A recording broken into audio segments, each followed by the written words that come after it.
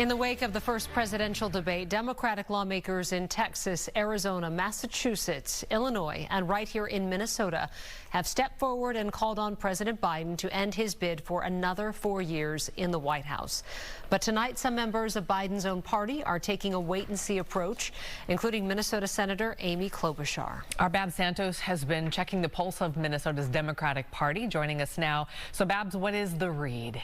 Well, Kelsey, Amy, tonight, DFL Chair Ken Martin says the party is behind Biden, writing in part, a Republican presidential candidate has not won Minnesota in over 50 years, and President Biden will continue that streak by winning in November. Yet tonight, Klobuchar is only saying that the next week is critical.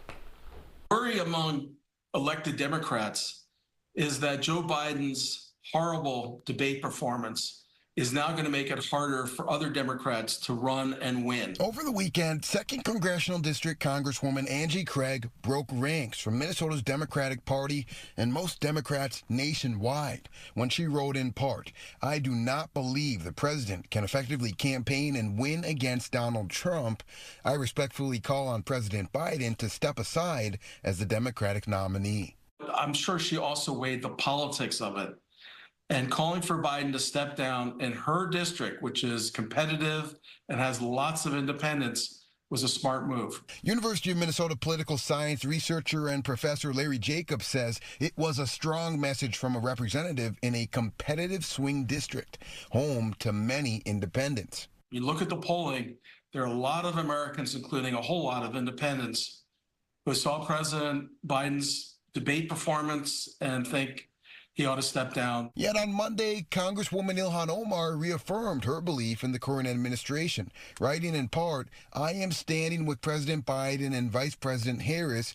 I remain committed to helping the president be successful in November and defeat Donald Trump." Meanwhile, Senator Amy Klobuchar was more reserved, saying the stakes couldn't be higher. Our very democracy hangs in the balance. The next week is critical, and this is the moment the president must demonstrate to the American people that he can win.